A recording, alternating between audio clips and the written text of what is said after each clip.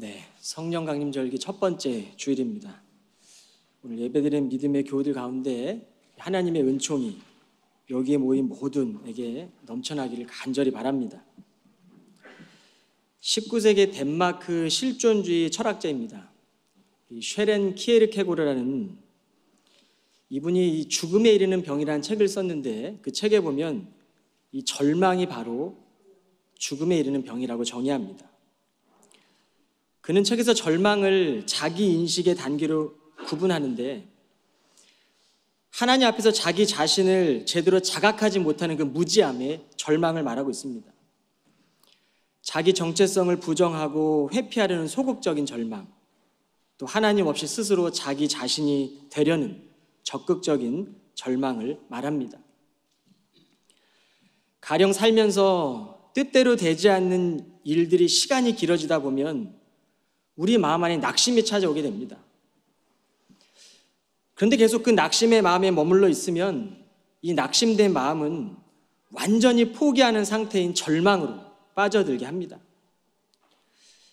여러분, 만일 우리 마음 안에 소망이 사라진다면, 그래서 우리 마음 안에 절망만 남아있다면 그 마음은 깊은 어둠 속으로 끌려 들어갈 겁니다. 우리는 살아가면서 한 번쯤 삶의 영역에서 내가 기대하는 것으로부터 무너졌던 경험이 있을 겁니다. 자신을 지나치게 과신하다가 스스로에게 실망하기도 하고 믿었던 관계 속에서 상실감을 경험하기도 합니다. 거룩한 삶을 살기 위해서 말씀대로 순종하고 실천하려고 애쓰지만 이 변화되지 않는 나의 모습을 마주할 때 낙심될 때도 있습니다. 75세였던 아브라함에게 하나님은 내가 너에게 많은 후손들을 약속하겠다라고 말씀하셨어요. 그리고 아브라함은 무려 25년을 기다립니다. 인간적으로 이 소망은 사라진 것처럼 보였습니다. 그리고 100세가 되었을 때 자신은 죽은 자처럼 연약해졌어요. 아내 사라도 태의 기능이 끊어진 것이나 마찬가지였습니다. 그런데 아브라함은 그럼에도 불구하고 소망을 지니고 약속을 끝까지 믿었어요. 성경은 마침내 하나님의 약속대로 말씀이 성취됩니다. 이 믿음은 환경이 아니었고 나를 어떤 관점에서 보고 있는가입니다. 성경은 우리를 부르신 목적이 장차 하나님의 영광을 이루게 하신다고 증언하고 있습니다. 믿음으로 사는 모든 자들에게 주어진 약속입니다. 로마서 4장의 말씀, 이 증언 한번 보시겠습니다. 모든 소망이 사라진 것처럼 보일 때에도 아브라함은 소망을 갖고 하나님의 약속을 끝까지 믿었습니다. 그리하여 마침내 너희 자손이 이와 같이 많아질 것이다 라는 하나님의 약속대로 많은 민족의 조상이 되었습니다. 아브라함은 100살이 거의 다 되어 자기 몸이 죽은 자처럼 연약해졌고 아내 사라의 태 또한 기능이 다해 죽은 것이나 마찬가지였음을 알면서도 하나님의 약속을 믿는 믿음이 조금도 연약해지지 않았습니다. 아브라함은 하나님의 약속을 굳게 믿고 조금도 의심하지 않았습니다. 도리어 믿음이 날로 더 굳건해져서 하나님께 영광을 돌리기까지 했습니다. 성경에서 소망이란 이 단어는 엘피스라는 단어입니다. 이 엘피스라는 단어는 헛된 기대감이나 두려움의 의미로 사용하지 않고 항상 좋은 것에 대한 기대를 나타내고 있습니다. 그런데 우리가 일상 속에서 하게 된 감정적인 기대감, 이 성경에서 말하는 엘피스라는 소망에는 좀 차이가 있습니다. 감정적 기대감이라는 것은 우리가 이 사람과의 관계 안에서 관계에서의 거리에 따라 또 주어진 환경에 따라 상대적이기도 하고 쉽게 흔들립니다. 그런데 우리가 믿는 하나님은 약속의 말씀은 이 성경에서 말하는 엘피스 소망은 변하지 않는 관계에 있기 때문에 우리를 실망시키거나 낙심시키지 않습니다. 오늘 본문 2절에 보면 하나님의 영광에 참여할 확신으로 이 소망이라는 단어를 바울이 쓰고 있어요. 바울의 삶을 보면 수많은 고난과 죽음에 직면해 있던 상황이었습니다.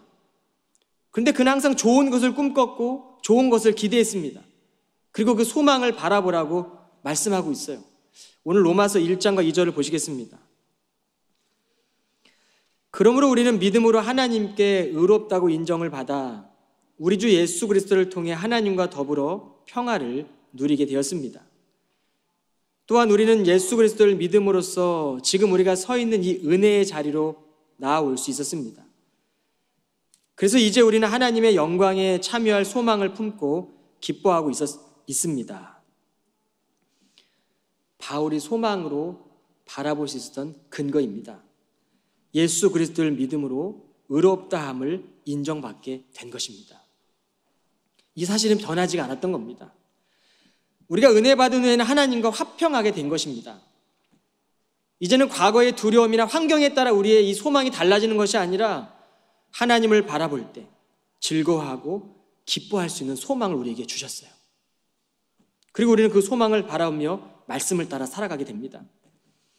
사람들은 인기 있는 식당을 가기 위해 몇 시간을 기다리고 줄을 선다고 합니다.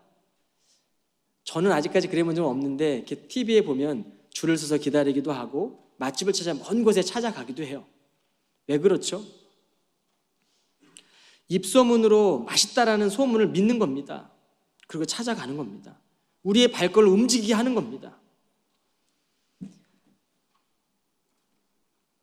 여러분, 누군가의 만족과 기대를 우리가 신뢰하기 때문이죠. 먹고 사고 소유하는 것에 누군가의 말 한마디도 이렇게 우리가 쉽게 신뢰하고 결정하게 돼요. 살아가면서 많은 사람들은 자신의 것을 증명하기 원해서 성공의 결과를 찾기 원합니다. 정작 분명하고 확실한 복음 앞에서는 수없이 고민하고 의심하며 머뭇거리고 있어요. 듣고 싶은 말에만 귀를 기울이게 되고 편한 관계들로만 관계 형성을 하며 살아가게 됩니다. 그러나 하나님의 말씀 안에는 참된 소망이 있고 이 소망은 세상과 사람의 인정이 아니라 하나님께로부터 의롭다라고 인정받는 겁니다. 이것이 바로 믿음입니다. 그 사랑 안에서 주어지는 믿음이 바로 우리를 다시 새롭게 하는 거예요. 살 소망이 되는 거죠. 여러분, 하나님과의 관계에서 막혀진 담이 있고 하나님과의 관계가 깨어졌을 때 오는 절망은 인간의 공로나 노력으로는 그 답을 찾을 수가 없습니다. 바울은 은혜의 자리에 있는 성도들에게 장차 하나님의 영광에 참여할 소망을 품으라고 말씀합니다. 신앙생활은 이 하나님과의 관계에 틈이 생기면 점점 버거워집니다. 우리가 해야 할 일이 지속적으로 은혜의 자리로 나아가는 것이에요. 가령 우리 마음 안에 죄가 반복적으로 들어오고 짖다 보면 마음이 굳어집니다. 그러나 우리가 하나님께 지속적으로 나아가면 하나님 우리를 끊임없이 하나님의 마음을 통해 새 마음을 주십니다. 은혜는 우리의 굳어진 마음을 부드럽게 해주는 능력이에요. 우리는 세상과 이 서로의 연약함에 집중하다 보면 우리의 주어진 환경 때문에 이미 주신 화평의 자리를 잊어버리게 되는 거예요. 소망을 빼앗게 버리는 겁니다. 희미해져 버리는 겁니다. 그런데 성경은 소망을 영혼의 닻이라고 말씀하고 있습니다. 흔들리는 배를 중심 잡게 하는 것이 바로 닻이잖아요. 앵커.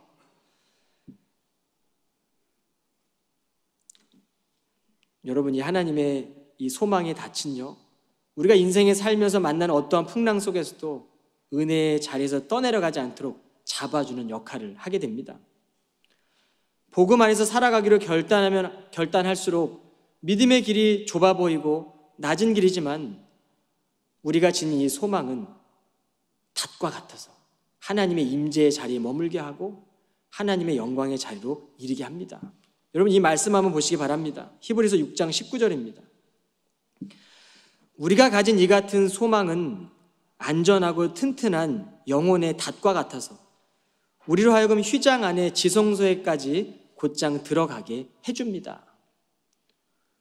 들어갈 수 없었던 그 지성소, 어느 누구나 들어갈 수 있도록 우리 주님께서 만들어 놓으셨어요. 찬송가 490장은 제가 참 좋아하는 찬송시인데 우리가 방금 불렀죠. 마음 괴롭고 아파서 낙심될 때 내게 소망을 주셨으며 내가 영광의 주님을 바라보니 앞길 환하게 보이도다. 세상 풍조는 나날이 변하여도 나는 내 믿음 지키리니 인생 살다가 죽음이 꿈 같으나 오직 내 꿈은 참되리라. 나의 놀라운 꿈 정녕 나 믿기는 장차 큰 은혜 받을 표니 나의 놀라운 꿈 정녕 이루어져 주님 얼굴을 배우리라.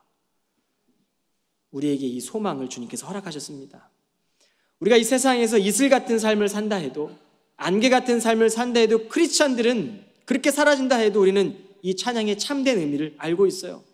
그리고 그 소망을 찬양할 수 있다면 우리에게는 이미 참된 삶이 주어진 것입니다. 이제 살아가면 됩니다. 그 소망은 고난 속에서도 하나님과의 관계를 더 깊어지게 합니다.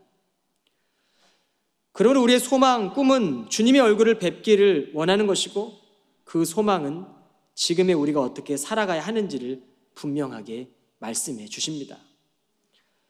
바울은 오늘 본문에서 그 소망의 과정을 좀 더 자세하게 말씀하고 있어요. 3절과 4절입니다. 그뿐만 아니라 우리는 어려움 가운데서도 기뻐합니다. 왜냐하면 우리가 겪는 어려움이 인내를 낳고, 인내는 우리의 성품을 단련시켜주며 그러한 성품은 마침내 소망을 이루는 줄을 우리가 알기 때문입니다. 성도는요, 어려움 속에서도 기뻐할 수 있어요. 믿음이 있기 때문에 그 믿음은 우리를 어려움 가운데서 견뎌내게 하고, 이것이 바로 인내를 낳게 하는 것입니다. 그 인내는 우리의 성품을 단련시켜줍니다. 그렇게 다듬어진 성품은 마침내 영원한 소망을 이루게 된다라고 말씀하고 있습니다. 바울은 이 소망이라는 단어 옆에 표현들을 하고 있는데, 데살로니가전서 1장 3절에 보면 소망 옆에 인내를 붙였습니다. 사랑의 수고. 사랑 때문에 우리가 수고하는 거죠. 소망이 있기 때문에 우리가 인내하는 겁니다. 소망의 인내라고 말하고 있어요. 소망을 바로 인내의 원천으로 묘사하고 있습니다. 데살로니가전서 5장 8절에서는 소망을 투구로 붙였어요. 소망의 투구라고 표현합니다. 이 소망은 사단으로부터 믿음을 지켜주는 방어 수단으로 사용하고 있습니다. 여러분, 신앙생활하는 가운데 고난이 찾아올 때 우리는 두 가지 얼굴로 나타날 겁니다. 이제 끝났구나 라고 여기는 절망의 얼굴, 끝인 것 같지만, 소망이 사라진 것 같지만, 내 삶에 소망이 없어진 것 같지만, 죽음과도 같은 절벽 끝에 있는 것 같지만 다시 시작한다는 소망의 얼굴입니다. 여러분, 소망이 없는 마음은 영적으로 사단에게 우리의 마음을 그냥 내어주는 것 같습니다. 활짝 열어놓고 찾아와서 내 마음과 내 영혼을 다 끌어가라, 절망으로 라고 하는 것 같은 거죠.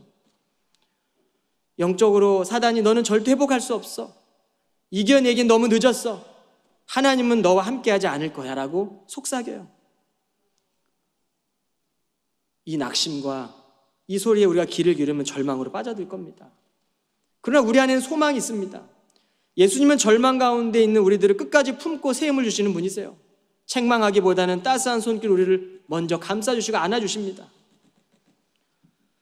여러분, 다윗도 고난 가운데 있을 때 세상 사람들이 너의 하나님이 살아계시다면 도대체 어디 있냐라고 조롱합니다. 그는 광야의 한복판에 있는 것 같았습니다. 목마른 사슴이 시냇물을 찾으되 하나님을 갈망한다 기도하지만 하나님이 없는 것 같은 거예요. 소망이 사라진 것만 같습니다. 그리고 그는 밤낮으로 눈물을 흘려요. 그때 그는 이런 기도를 합니다. 그의 선택이었겠죠. 그가 선택한 소망의 기도를 들어보시기 바랍니다. 오 나의 영혼아, 어찌 그리 풀이 죽어 낙심하느냐, 어찌 그리 불안해하며 괴로워하느냐. 오직 너는 하나님을 소망하며 살아라. 이제 나는 내 구원자이신 나의 하나님을 도리어 찬양하며 살리로다. 여러분이 다윗의 고백이 우리를 믿음의 시선으로 전환시켜주지 않습니까? 다니엘도 이 소망의 근거를 말씀에서 깨닫게 됩니다. 그는 성경을 읽다가 어느 날 이스라엘 백성들이 포로로 끌려갔고 이 포로 생활을 하고 있지만 70년이라는 시간이 지속될 것을 성경을 통해 깨닫습니다. 그리고 그는 상황을 탓하지 않고 기도해요. 다니엘서 9장 말씀입니다. 곧 다리오가 나라를 통치하기 시작하던 첫 해에 나 다니엘이 두루마리 책에 적힌 하나님의 말씀을 연구하다가 주께서 예언자 예레미야에게 예루살렘의 황폐함에 관한 연수를 정해준 사실을 깨닫게 되었다. 곧 예루살렘의 황폐함이 70년 만에 끝날 것이라고 주께서 말씀하신 사실을 알게 되었다. 그러므로 나는 굵은 베옷을 걸치고 잿더미에 앉아 금식하면서 하나님께 열심히 기도하며 간구했다. 그때 나는 우리의 동족이 지은 죄를 고백하면서 하나님께 기도드렸다. 오 크시고도 두려우신 우리 주 하나님이시여, 진실로 주께서는 주님을 사랑하고 주님의 계명을 지키는 이들에게 주님의 언약을 신실히 지키시고 또 주님의 크신 자비를 풍성히 베풀어 주시는 분이십니다. 다니엘은 말씀 속에서 예레미야의 말씀을 깨달은 겁니다. 회개하지 않은 포로로 끌려갈 것이다. 죄의 심판을 받고 있는 이 이스라엘 백성들이 하나님의 뜻이었음을 깨닫게 돼요. 그리고 그는 민족을 향해 중보자의 자리에 서서 아픈 마음으로 민족의 죄를 회개하고 나라의 죄를 회개하며 기도합니다. 야곱도 마찬가지입니다. 야곱은 형 에서의 분노를 피해서 하란 땅, 외삼촌이 살고 있던 땅으로 도망가는 신세였어요. 쫓기는 신세였고 외로운 신세였고 가장 그 처절한 자리에서 돌을 베고 잠이 들어요. 그때 하나님께서 그의 꿈에 나타나 말씀하십니다. 내가 너와 함께 있어 내가 어디로 가든지 너를 지킬 것이라. 이 약속의 말씀을 주셨습니다. 야곱은 그 소망을 붙잡았어요. 그리고 믿음의 길을 걸었습니다. 그렇게 외삼촌 라반의 집에 도착했지만 만만치 않았습니다. 평탄한 삶이 아니었고 오히려 외삼촌 라반에게 속임을 당하고 억울한 일을 겪게 됩니다. 그때 아마 야곱은 과거에 아버지의 형을 속였던 자신의 죄성을 직면했을 것입니다. 그리고 무려 20년 동안이나 외삼촌의 집에 머물면서 연단을 받는 삶을 삽니다. 하나님은 그의 성품을 다듬어 가세요. 야곱은 인내하며 마침내 형과도 극적인 화해를 이루게 됩니다. 이것이 바로 야곱의 삶의 여정이었습니다. 그는 하나님의 여러 가지 복을 다 받고 돌아오는 길에 형과 화해하게 되는 겁니다. 이것이 하나님의 섭리였습니다. 바울의 말씀처럼 어려움이 인내를 낳고 인내는 우리의 성품을 단련시켜주며 그러한 성품은 마침내 소망을 이루는 줄 우리가 알기 때문이다라는 이 복음의 예표를 그대로 보여주고 있습니다. 5절에 보면 우리가 품는 소망은 우리를 절대로 낙심시키지 않습니다. 왜냐하면 하나님께서는 우리에게 주신 성령을 통하여 자신의 사랑을 우리 마음속에 가득 부어 주셨기 때문입니다. 설교를 준비하며 이 CNN 그 영상이었는데요, 토픽 영상을 보게 되었습니다. 영상의 제목은 의료의 방향을 바꾼 감동적인 포옹이었어요. The hug that helped change medicine. 여러분, 이 제목의 CNN 영상에 보면 우리가 살고 있는 도시가 나옵니다. 1995년 10월 17일입니다. 우스터의 이 매사추세츠 메디컬 센터에서 쌍둥이 여자아이가 태어났어요. 한 아이는 좋은 진전을 보이며 회복이 되었지만 한 아이는 호흡과 맥박수에 문제가 생겼고 산소 수준이 낮아졌습니다. 의사들은 이 아이의 병세를 지켜보았고 계속 악화되어 죽기 직전에 이르렀어요. 숨을 헐떡이고 이 아이의 얇은 팔과 다리는 푸르스름한 회색으로 변해갑니다. 아이의 심박수가 천천히 뛰었고 그의 부모는 어린 딸이 죽을지도 모른다는 두려움이 가운데 지켜보고 있었습니다. 절박한 순간에 간호사는 유럽 일부 지역에서는 사용하고 있었던 미국에서는 거의 알려지지 않는 절차를 시도하기로 결정합니다. 부모의 허락을 받고 그녀를 쌍둥이 언니와 같은 침대에 눕혔어요. 그녀가 이 인큐베이터 문을 닫자마자 건강한 언니가 작은 여동생의 왼팔로 이렇게 뻗어서 감싸는 겁니다. 그런데 기적이 일어났습니다. 아팠던 아이의 심박수가 다시 안정을 되찾기 시작하는 거예요. 그리고 체온이 정상적으로 돌아오는 기적이 일어난 그런 영상이었습니다. 사랑하는 캠브리지 한인교회 여러분, 고통의 자리에 있을 때 소망이 사라진 것 같지만 믿음은 다시 소망을 지니게 합니다. 때로는 서로의 마음이 온기를 통해서도 회복이 되고 살게 되는 것처럼 고통과 절망 가운데서도 약속하신 하나님 말씀대로 이루실 소망을 믿는다면 하나님의 사랑 우리 안에 풍성하게 계속적으로 부어질 겁니다. 인생의 더딘 길, 내 약점에 드러나는 자리, 해결되지 않는 문제의 자리에서 참고 기다릴 수 있는 것은 바로 우리가 품고 있는 소망, 이 영원한 소망일 것이에요. 우리는 삶 속에서 진정한 십자가를 다 만났습니다.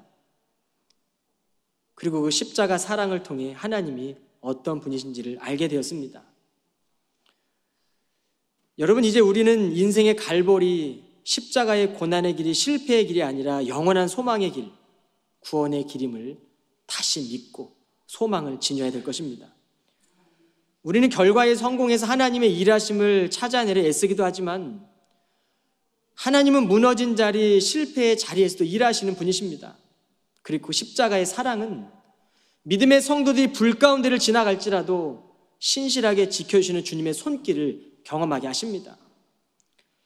세상의 절망 앞에 지칠 때마다 주님께서 소망이 되심을 꼭 기억하십시오.